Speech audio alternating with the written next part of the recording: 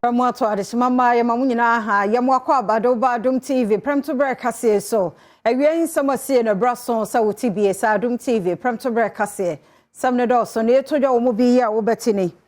Franklin Kujo de atoma mpani na adodan kwa Kufuado anim se wedi adidie mu a ne last state of the nation address ode ba ne de onfa cho pemra Ghana for fi se wedi hwamo ya de sansam ne chiremu no ebebro Sokode Senior Secondary Technical School ye wo from Montemu ne nso ho akwatwe amene won namsa epensu ntino wa wonim de secondary school wo boarding house atie wonya nso bi twetwe amotuo mu no ahamu na akro no no ekoso ho ye de munsirem no nchiremu ebeba ahaya election headquarters kokromoti power franka tuni demand this yamanyoku no so ese aban nyamia no mu ni amanta munsia no de bae de onye hwe ewo ho eno ne nsem bi ya agudie wo mu ni obi man so ene gede ena Midday bro sa Adom TV Premtobre Kasee wo share live on Facebook/Adom TV wo Go TV a channel 119 DSTV a channel 280 wo YouTube nso a search Adom TV tube me ameso mawie midi de afia amankwa tamaklo da se afia ne de kwa sutie se den nsem ni chiremu ankasa etie Sokode Secondary Technical School ye wo ho mansin mu wo from Montemu ekwa hohiahia mu pa me ka se nsuo eho aye dwene wo ho ti ama adesua ne adekire aye bibie wo ho school fo kura wo mutimi nya nsuo bi kakra no enso wo ho nam ne nyina onya bi ohuro na num twitwe ne sen ohuro na ha mu twitwe ne na ho a wono ene ekro no eno achi nso bi mu ne nam nkronkro no mu ohweso mbenya nsuo ye wo ha Adom TV Kasee akoho etwaso Adusuafo bi a wosua de e wo Sokode Secondary Technical School ye wo ho mansin ye wo fra Mantam ene amaniboni odehye bo wusu job enkomotwetwe mu no wonom ekire mu se ensuo ho nsem edene ema wonom osku mu honom pa ne senti ede ye hawo bebiri ya ba begyae wonom adesua so adusuafo yi ekire mu se ade se wonom etu kwantentene kope ensuo ansa na waba bedware na wakosku mu akwakosua de okire mu se wonom be pensuo na wie no na wonom wa bread da ne senti wakotena classroom kura checheni no kire wonom wade no na wonom oda go for us to find water sometimes. Sometimes we go to prep without water. And sometimes the water that we get is not clean. So we manage it like that. That's it. So what do the government to do for you? And they should provide water for us. Maybe taps around us so that we'll stop suffering. Isaac Kofijiji no headmaster oda school ya no abra woni amaniboni atwetwe nkomo no wakire mu se adesuafo ifa ahokyire bebre mu esan yensuo ya wonum eni bi ewo school mu hono monti nanso ni nyina mu no ofasa akonya no so eda wonum ensini crutch no ase se waba school mu hono mu ababe wonum emwa. This is the only borehole we are depending on. Ghana Water Company, they have water on campus, but it comes once in a week. So when that big polytank under that tree is exhausted, then the student has to struggle for the whole week. So water is a challenge. So that is why I'm so happy when the chief executive said they were coming to give us a borehole, another borehole, mechanized one that will be spread all over. Divine RK Bobson eye ho mensini crutch wani amaniboni etwetwe nkomo unim say president I declare water for all project. The reason for the water for all is every Ghanaian living everywhere, irrespective of your location, should have a quality water to use or to drink. Meaning problem no anunti na midi solution eba. The problem is even now is better because they have some mechanized borehole to at least to assist, but still it's not enough. Anunti na edi sa water for all project and our whole municipal water project no eba. Ana mejina ho na we ho west mensino emu adehia wo so wo avetapo empotemo so wono ekwa ahoyehia mu me kasai bia obi beja na nan nyina wahoden ne niema makro di mu no wonso etomo esinipa pomoden atena yese wono enibi enso so kra so hoden tie bi ni Adom TV Kasee edi nkoma wo srempanifo se womra emebo wo Amanebo abetodwa dia wonoma ewo avektakpo ye no ewo ho Westminster ne mo no ebreye pa enam niema bia wom enia emboa ema wo ho henha wo mo ewo asetena mo nti na se okopie mu ewo kro no emu a enya dia wo mo wonsupa bia wo mo enom ne senti boreholes mienu na mpanyefo atu ewo honoma promafo ni nyina edede wo mu enjuma echi mele miesiu pepu yele ha pepu nyanya menya nya nemi ha menya da nemi o ne ko podechi ma nya du ka agbal kofa de ke afapa kofa jrode bupo nyopete mile miononti kaka echi pepu le fude ne mile aduama miesi asiemanyo ne va bia va kusila ano sete vo bi ga fama wi atovo hafi si ado ko anya ku henemi evo na odo ha nunu malangu ye gi ogi mi ko chile ha ye ha ku helo hanti na va yi anyu ha obuli de sia de adru klina no leme kamila nunu na enama ho kyera wo monam mu ewo wo mokro ne mo ne nteno ensuo bi eta ho no mani enteye ena sekromafo yi kyera wo mo de omani ekyere akwaje hoti mo teva ona na kalenti akwaje malagamare kana nya no fofo kwai oblela ha maka makwai tokola kana chero ko kana ko ga gbleva kofi ka azu tukara na amiela ku he kana akuko evo we nyina endanchen no kromafo ne sa de to dwakere mu se enam se wo mo eni nkane abokro ne mo ne nteno se bana so mo battery se kofoma wo de solar energy ene charge na nam so nteno ama abrabo ne asetena mu ayeden ade ama wo mu solar ya gimi la bla mio nuke la hafi mio battery la hafi mio phone ata odo mi vona nyabe shi jango yi odola ka fe mio phone la mo ti odo na mi o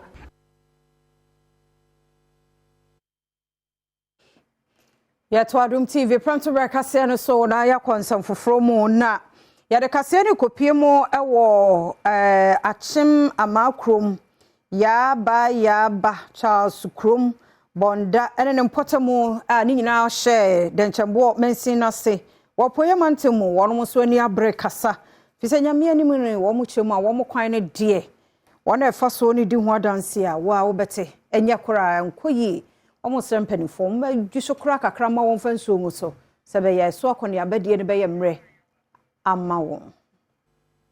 manfo a wonom ete achem amakrom yaba Charles Krom bawuda ene enkura hudo bi a ewo denchembo mansini ewo apoye mantam mu no ene de atudwa se de empanyinfo enkeka won ho se wonom akwan a eda wonom krom honom wa eka wonom ene wonom wo achem asene ene wodan ebomu ya enye no wo ba besisi ama wonom no wonom ene nye ho kura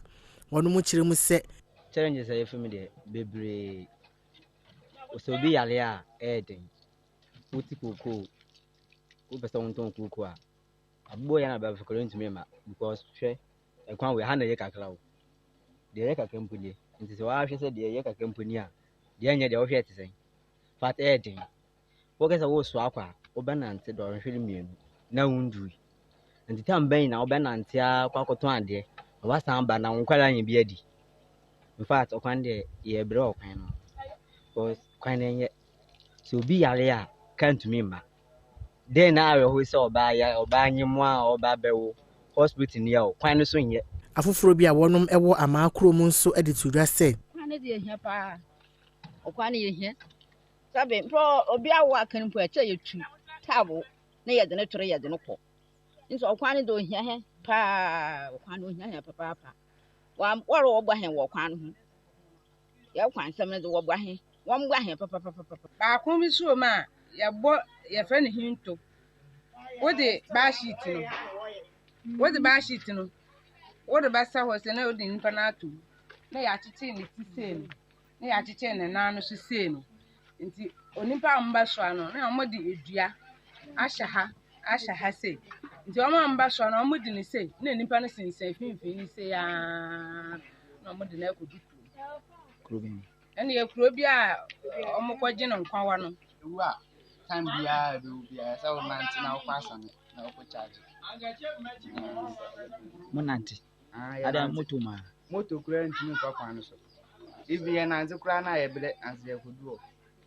ten mimi die se die mi charge kura ntwa ede de bia asane na meda ta mama nanti sa si akura madane trust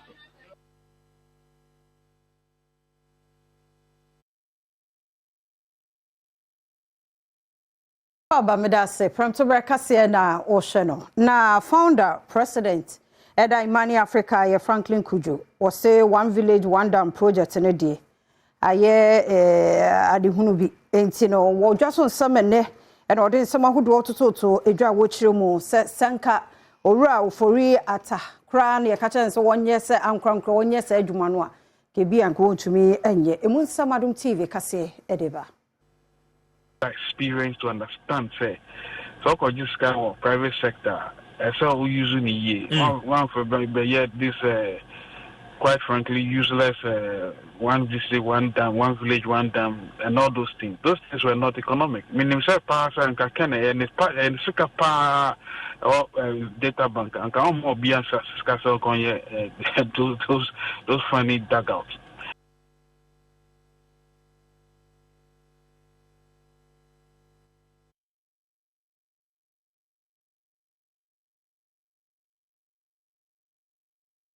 Yaguswa ya wora Franklin Kujo nsama ne wode eto edwano eho na ne kasa mu no se mampani na nadodanko akufuado last state of the nation address na wode breye china nyame yadoma meka hwe na de bepe Ghana fo nyina chew ni nyina so Adom TV eto so.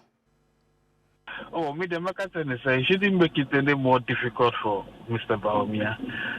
Dr. Bawumia, because he can. Because last State of the Nation address, you'll be sure say a florally, a praise and all of that, which is expected, right? But he should also be able to say, Jack, I'm sorry. Look, we expected something. Actually, he's the one who's supposed to say the sorry rather than Bawumia, if you ask me. So that it is more or less people will say, okay, we understand how these things are going, and this whole Russia-Ukraine thing, any if anything, Gaza and Gaza and Town.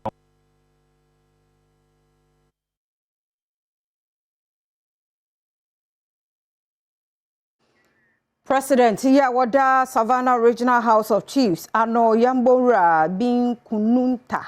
Jawu Swale. Ene wo jide ni arehemu pa NDC Franka Tuni John Dramani Mahama mu se oba niema mu ebesesa ho kire ya Ghana for ye femu no ebesesa ene building Ghana tour NDC tour no eno mu de akopie mu ho a yambowura de sansemi etudwa Savannah mantem ni kuro Kasee damonko ena NDC amanyoko no de building Ghana tour ekoho defo aba kwansra no wono manfo kudin kita ho na wono nanan mayemfo ye wo mantem ni mu etenase a wode won ha beto wanim se be ya fempinu ne aduonu na yi manifesto de ba betudwa no ebekombie ochiremu a de wo hwekwan ne se wo yen buburo betimi ateso ewatifedo mantem mu enkrata yagbonwura bi kunuta jewuswale etwere ye a bandari wura Alhaji Seidu Idi eka wona na emu odito kane mampanyi John Dramani Mahama enim se the battle ahead of you is not new to you. Fortunately, you have been there and have seen it all as a former president of the land. You have the experience and the ability of a former president. I am confident that when you are given the opportunity to govern the nation again, you have all it takes to overcome the serious challenges our country is facing currently. Your Excellency, you are very much familiar with the problems of the people. Also, encourage open dialogue and understanding among all stakeholders. Please do not shy away from consulting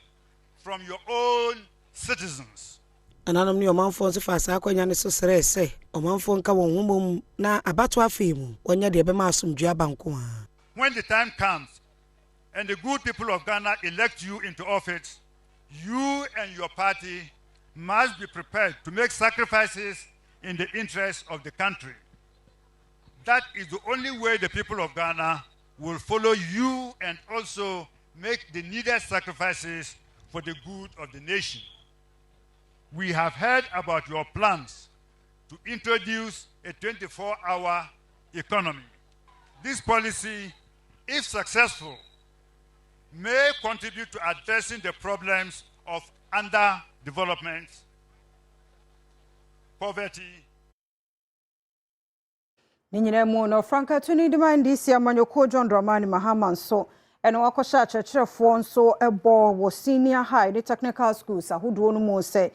aban no Ghana for the 2 minute man na aban ɛba so dia Wi-Fi obema wɔn mo ebi sɛ bɛyɛ wɔn research works a wɔn mo yɛ no obetumi de no ayɛ ne yie na ayɛ ntamama wɔn Adom Kasee ɛtɔ so yi. Enyi John Dramani Mahama adesuafo a wɔgye ntete ɛwɔ adekyerɛ wɔ Savannah Mountain mu no wɔn ha wa wɔde to n'anim abɛyia no we ɛka ne building Ghana agenda no ɛho bi teacher trainee si ɛde wɔn ha bi ɛto kanema mpanyini animu a wɔhwɛ kwan sɛ operima abosumi yɔman yi kɔ abato so a odi nkuruma wɔn hwɛ enyema wɔ mu Frankatuni John Dramani Mahama Kasee mu no wɔde to dwa sɛ adesuafo a wɔn senior high school ne tertiary enya Wi-Fi ɛde asua adeɛ no ɛboa pa ma adesua ne adekyerɛ ɛkɔnkan senti NDC educational policy wɔbɛhwɛ so wɔde bɛhyɛ mu. We will not only absorb you,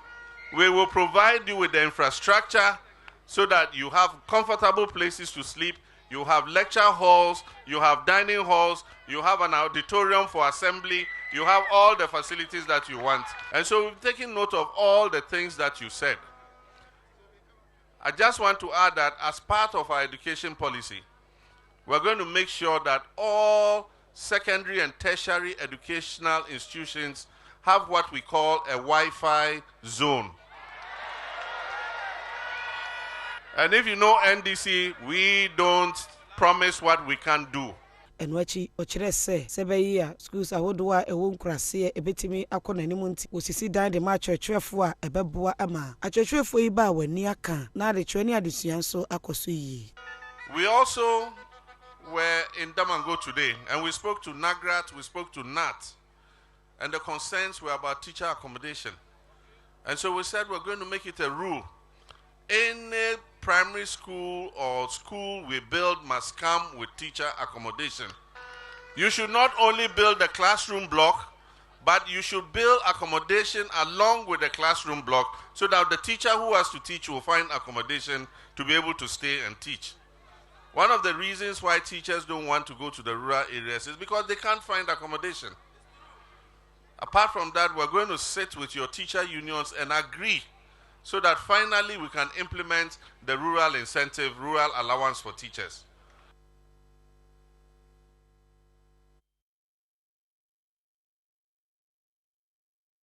When this Amanyoko Frankatuni aprobo ya oba haya election headquarters kukumoti power BBF amanyo samhu biano ye de bro na ene so ene wakasa de afa abaya te so se amanta munsia na wote ye de omonyo onye hwe ewo ho de kanema mpani John Dramani Mahama ehunu na ne nto abomu a wode to Adom TV etwaso.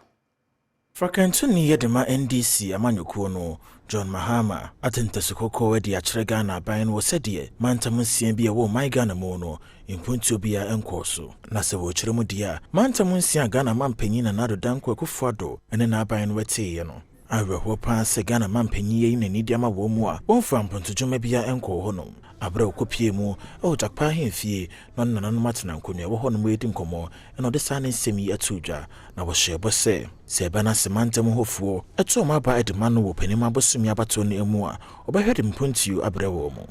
Before we left office, we took a loan agreement to Parliament to create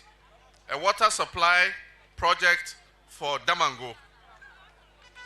Our friends opposite opposed it and said that they will be coming into government. They are sure they will win the election. And that when they win, they will come and do the water project. For 8 years now, the people of Damango are thirsty. You don't have water to drink. What amount of money is better than having your own water supply system that will make sure that you get good water to drink?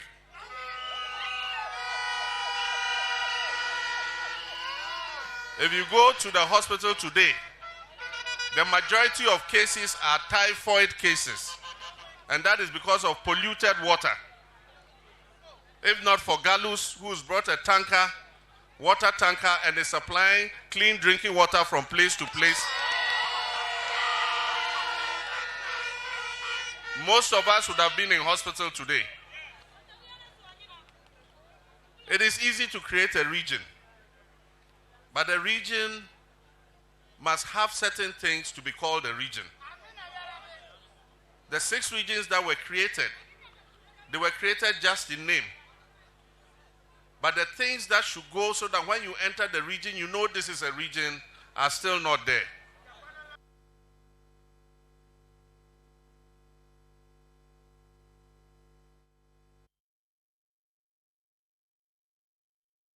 Wayenko MPP amanyoko no mu na MPP Tano North parliamentary candidate na wasaya kasamafo de mama mpani abadi akire ya Dr. Gideon Boako ne wose nkabomu na MPP amanyoko wa Tano North abato mpesua so wa hafumantamu no wono mo ehia sebeya ebenya nsunsuaso pa ewo December nyame ya dum abato kese no a edie nimu Ebra ena asesomo koso wa half Boma Methodist Church ye titire ne nintine wo MPP amanyoko ni betwahia ho ena nipa wo gine maprem rahye bedwem dibre wota no North abato mpesua so Dr. Gideon Boako edi tu dwa se di amanyoko ni hia openim abosumi abeboa mo matimi edi nkonim ewo abato mu eye nkabo mu wanchi bi yada wontem bi ya no wonhye no wonka chemu se kwan bi ye ne wono mu a NDC amanyoko no betimi afa akonwa eye NPP amanyoko ni dia dada o na dwuma die ne dia yes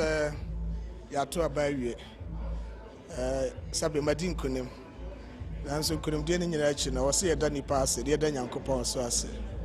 nti na beton safre adofo na abusuafo sa omonko jame na yanko asore na yemfa onyame ase danso enkoma no me Kristo ni na me Kristo ni mapanso na me nyankopon je tufo ne doba Jesus Christ o ye ready ofriso so konkomo nyensa no jiti ana me je nyame ho konkon sidi me jitu musa wase na me kwa asore na me koda nyame ase na yenya kwa asore na koda nyame ase kunumudi abase no na wase ye ne adofo so hia yeto nsadidi yetopono na yenom na yekekan ho bom ye hia ase no so ya afane nyina amo amudi machi ana mo mani machi nyina meto nsafro mo nyina so aba ama ye nyina ya tena ase ye didi yanom ya gi ani kama ama bibia atimakoso ebase so eboa ma yonkofa ne kita ho eda yentem no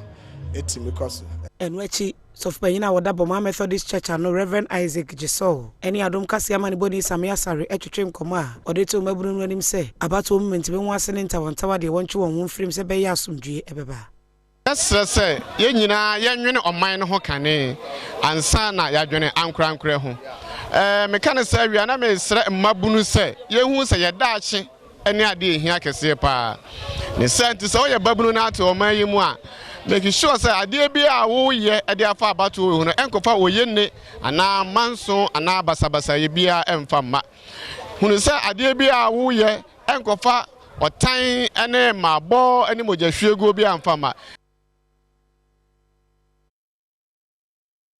Dear do so no ya Adom trotro Prince o se si edu wo Atomic na woni Ghana fo e bia hia State of the Nation or dear no mo hwe animo o su ada romate yenka yentio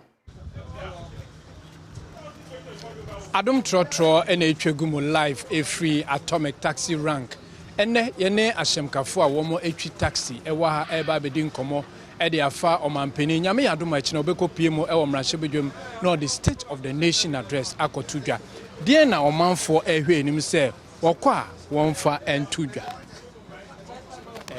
memra ni sei nse papa die o so onye ready dear na mo hwe ehwe enim se aman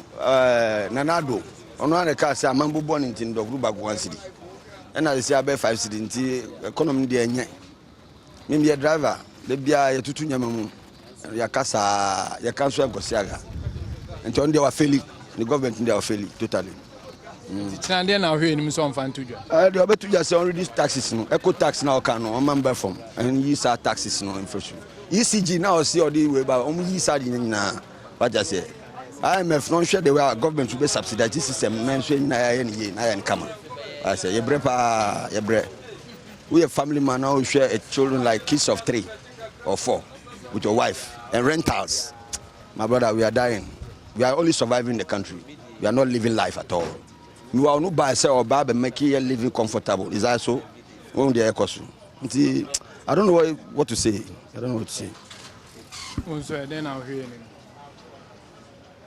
him. Men caught ni say we say omo mo gina ha bi so be kasa. Then I'm hearing him so mfa ntudwa. Oh, me dey say we need be aka. Yo, you're from a city. Now, you're showing him say, Cecia, your cars now is, you know. And when I'm boy, then, Pana, Ubisa, almost say, import duties in our money, man, boy, the idea. And he has a bar or become something about import duties, you know. Say, because oil at first, now you don't know 12 cities, in the 10 cities. Says you acquire 52 cities, a bit on 40 cities. So what I say. And before I buy our car oil, baby, you know. That is only number 300 to 400. I think says I'm an idiot. It is a bit me who be my own yana on you who be my nine. And so you're stressing us so you're and brush from Kakra because you're bread. Because all bananas are no catching. Or can it the day and will be 8 million a day. Emma, I'm a photo of man boom. I feel the waba, she now today. I feel the near to be on Sunday say. Yet it says why I reshuffle no, you know. Where you for that if you want them. By and day, I can't say I am another appointment. Or advisory, whatever, or finance. Now, be a one because I don't crop for you to say if you want now, what me I reshuffle in if you want. My fear, now they command the crown body and not say, oh, man, it's not a beauty in the crown. Anke, and there no so man better as in the interior side, side anything. Am I? But that's it. Oh, you research now, I'm penning fast and meant to join my State of the Nation address and on mine. I want to have my son Ukrainian and say, see, yen drivers near Brepa. A drivers, I had you a taxi near your bread. Spare parcel, yentimento, tie yentimento, petrol yentimento. Now, dear Bago cry, Yakran say, petrol, yan can't just say, Bia, petrol, yeah, but so now who's 1 year down so, Udu ya, Budunia increase it. Into your own face, our commercial drivers and say, yeah, breast is in, ocean on come once some cacramai. They say insurance, yentimento. Insurance, I must want to 6 something. They say yentimento. Until you ever say, Bia, say, also. Ubuka kucho fake no de atare elu police hu obe hawo nti sa ne me won tete so maye ne yensu yentimi entwa ne yentimi ntobi ne ye Kasee yetimi esiesi orange for no mo amhye orange no blue for na kasa orange for no ba ko pe anka me pe ba ko aka ho ma onu nso a kire na adwene na me se orange ni orange for no wa ha ye pe se orange for no onipa ba ko so ka ho kire na adwene na ye nko orange for no I'm say we mu de omunye ready so me kasa na me na me di mate e wo trotro mu say trotro no eyema mate ne agisu say away my into Premtobre Kasee no so na Sene East District Assembly no members ne aduonu enso wo mo e wo Bono East mantam ne mo awi akire Womu nyina agye atum se de aban apa no Samson gbolo. Womu agye natum se wonye won DC eno achi so presiding member no so onipa no wo pre no obi ane na mpre wono an wo mayi no Adom TV Kasee etwaso. Mensiri krache form yensa wo nkransa Pro East and Sene East ena mampanyini gye won dibre efri won semebra ensesa ebaye no ye nti wayini pafofra wo mo ene besi anan e wo Mensiri kro no amu sese Pro East ni Sene East assembly members for age Mensiri krache a aban eyi wo mo no atum ehyiamu a ekoso ena assembly members si egitu mu se Samson bolo wo metoa Mensiri krache dibre no so a ogidi ye se odi mpuntu ebeba nebra owura yi ekasa ena odi tu dweso medical afa sa kwanya isu ada mampeni adodankwa kufuado ene Mahmoud Baumia ase say omama mesa opportunity se me mesum Sene East district na suma me ba sum Sene East me nyina say there are development challenges I was say we need to sit down as a people to address na the local government act no I share and say as a district assembly we need to champion economic development of the people and as a district chief executive, I need to build collaborations in order to champion development within the district. And we see yepe na bono po yemantemu swafo kwesi adujan so Mensiri mpanimfo ye nim se wonfa amanyosem ento nchen no wonya adwuma mom se be ye mpuntu a bono po yemantemu hwe no wonsa ebeka. Honorable Chief Executive and honorable presiding member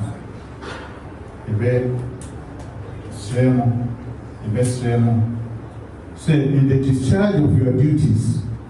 you put down whatever political careers you have. Take the interest, nananum interest, and at the interest of your people, that was saying is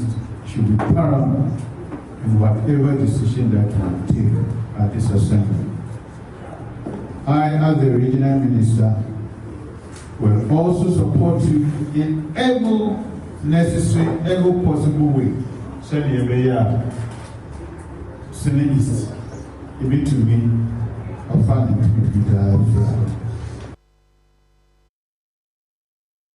Dear so no ya Premtobre Kasee na writer ejina na so ha e no de bre me mo akwaba Mr. Viama Joso nyame adom anti ye hwede enne no nkomo ne dɔso se Dani Alves wate ne nkomo no ofri Brazil obo Basada obo Paris Saint-Germain na ye de monato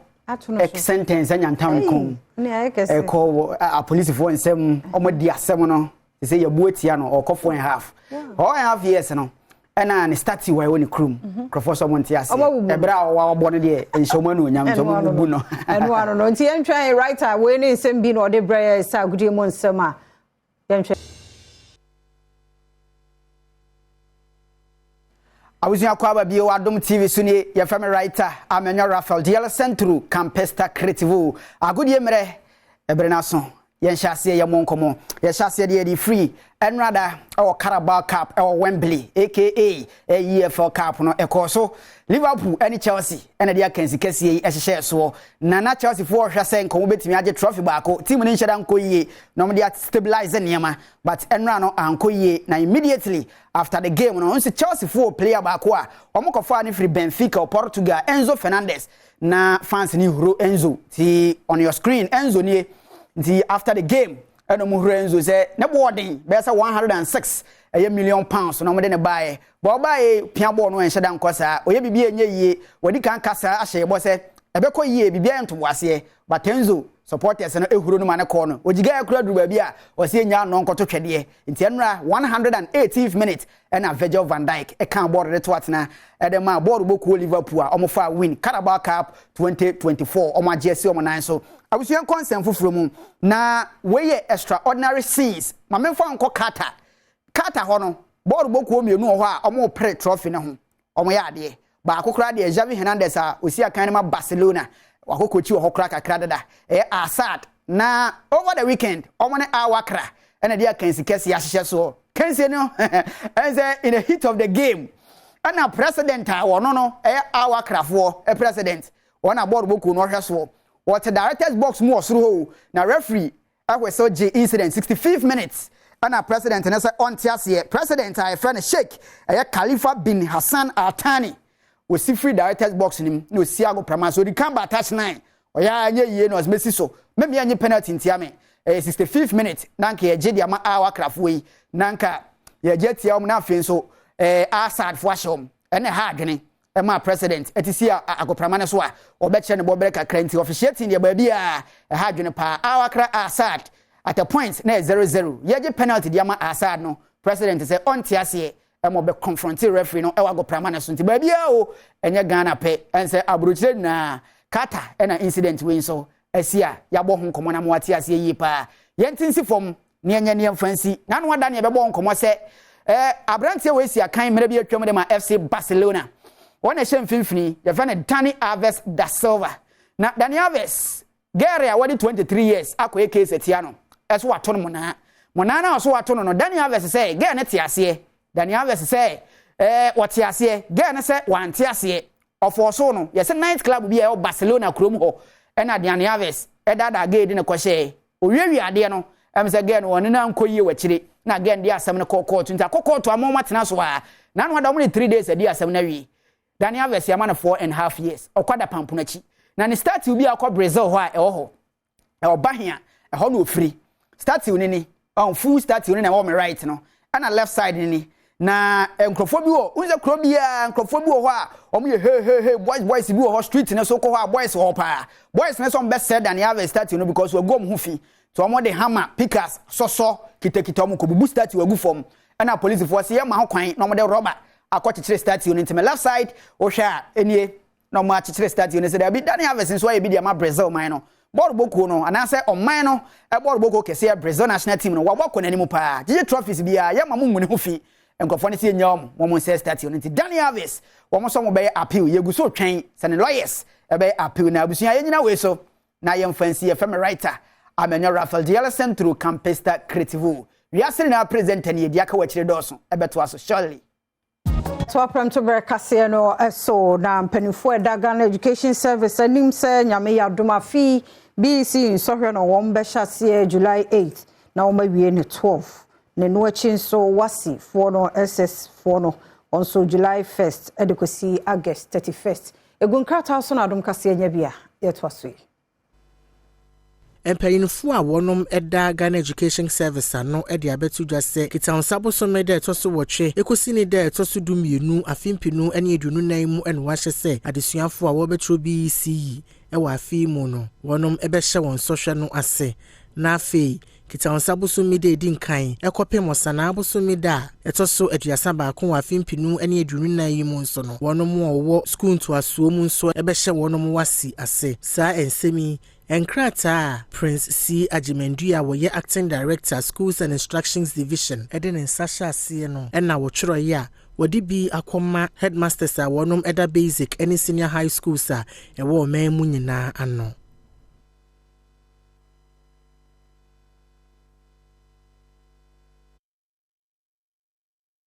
adishe ya womo ewo ya Chirema Krom Clue Town ya Chirema Krom electoral area ni nyina wo New Durban South mensimu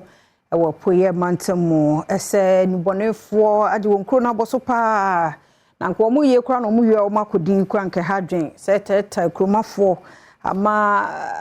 asumdue wo mu enhyeda ni bi ewo ho wo mu sre mpanifo omma bambo munye den no mu mu awon Adom TV Kasee etwose Kromafo wom ewo ya Chirema Krom ye no ewo Clue Town ya Chirema Krom abatom pesoaso wo New Durban South Municipality ewo poye mantam ne mu enya brese krodom ya wo hwese wonoma wo mo fanyumone enum wi ewo wo mo kro ne mu no obetumi atu wo mase afri kro ne mu enam pendudo na antohyeso a wo mo tuwa de Kromafo no sunti ne senti assembly member Uma Isaka edi Kromafo ye ne mu a wo mo chini kro ne mu ko miamia hodo bi a won ma hyentampi eta kwetena no mo twagya to saa bia ne mu twetwa anwi atwa ho ahye nyina eguye abra Kromafo ne Adom Kasee twetwe ngomo no won simbia wode ye tudwa eni Yeni ahotokura emma boys no a omonnom wi no na nsenya ye wo fie a yeti ho kenkan bible ye sori awura dem ye bepie nu mi oluman ni wales odi ginani kakra ani ni phone wo ma be fani nyina wi aketekete onni adaji kura sa odi wade be to abonten obekwa aba ne afa upie kokurom se wo ba na ade sound kakra wontimi ba ya Chirema Krom na ye gina wo na ya bo age wonyema endro ya ye kan ya ni abra ye ba hai ye bra ye ne no tebro no so wakọ eyi a oba wo ma bo no kura ye kan oda ho no wontimi nsore mi soja kwa da mi dum ano digu a ni asese ja na ja so enwure mu ha no mo de kọ Kasee enya wo pen kra ye befa ena no me ka enwo ada odam de besie hata me kobi mi wura dem ba nya be sesa ye twa bode na sesa timi nua bode a ho abiem enwachi assembly member ye wo Clue Town abatom pesoaso Uma Isaka enso so de to aso se area ha sei edin se obetete akola me kai bonkers be miensa ene etwa ye ho ehia enti hwesa wo tete akola na akola no sorry tembia ne ohuni obidi wi atoa na no a onum enam ana bonka be na omunum cocaine ni na sefo ne na wo ho minua enye easy so bezrezi akola na obetete akola ewo mantemu ha krono wansore anya kromfo a obesore anomu wi ana anomu cocaine enye easy minua enti ya de a ehayem pa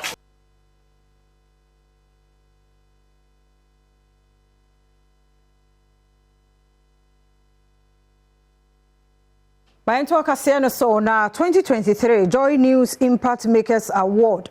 De oye munkunimdifo wo Bromantamu ye Jefferson Kasee abotro.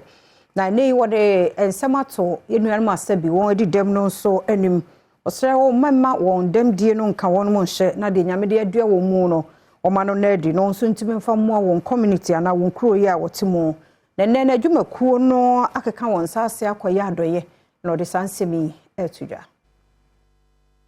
Jefferson Akwesi Agboturo na afimpinu ene aduonu miensa Joint News Impact Makers Award a woye ye no wodi enkunim e wo bono mantam na ne kasaye mu ene wokire mu se Friends of Health Association no wonom botaye pa ene se obeboa wonom ekom de wonom ne wonom asebi woni bie no wanya aduane adi na won ho nso esan wonom ne senti manfo bi a wonom ewo sunyane mensini mu a social welfare fo ankasa ene yi wonom efri emono ahodo so ena woyi wonom ma wonom a wode saa eniame yi ekodom wonom niama wode koma wonom no na emo anwa milk milo ene niama foforo bi na ka ho a wode ma manfo aduonum ya na ewrabi a wanya mfie aduanan mienu a ne din ene Felicia Frempoma ya sebi wadi dem won koda mienu eka ho bie. We are looking at lives that are changed. We are also looking at the kind of at least the relief that is going to bring upon the family. And to a larger extent, it's also going to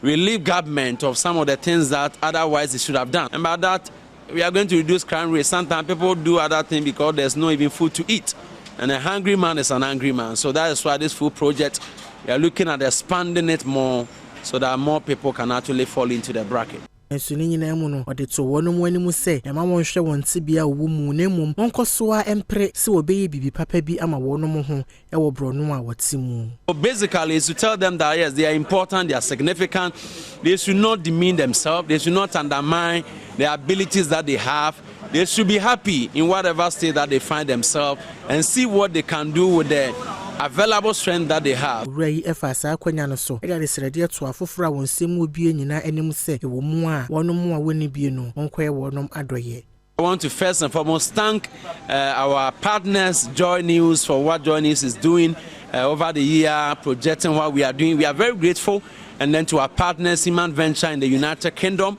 all for her members and all who donated. Moving forward, this is a project that must be sustainable. And if it will be, we will need the donation of individuals. Wonomu eniama wochiche ye wonya asomfaso bie no ene amani boni etwetwe nkomo. Na bia nene ayi bi kra na nka mani na so se ne amati se mensa beka na se manyi sika manyi hwe na mensa atima aka ne amati se ya meni aso na dia meka yin se medamase anya menshira na ya omkase. So no yɛhwɛ sɛ deɛ nigidie mu nsɛm no ɛtie Nshoma season 6 ɛkɔso na wɔtwe to so mienu nie ɛno na ɛsɛ wani sɛ ɔka kyerɛ kora no nyinaa to ne ama judges ayɛ confused ɛnyɛ better deɛ hia your vote yɛnkɔhwɛ deɛ no a ɛkɔso hɔ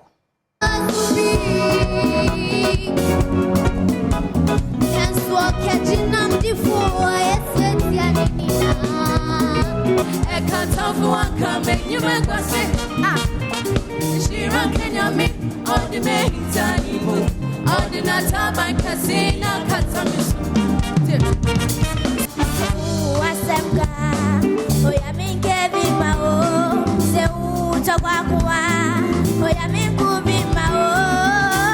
Enti nyame ya Adom Kasee ada hedi animi nyame de che ya na no so aka ho ma vote no nya adwuma ma menyina no so na Adom TV Premtobre Kasee na ha na brema kwan na wie Midday sie meda se omre no wada age team no so aseda ya modia Midday de afia amankwa tamaklo mekoi fire for fire etwaso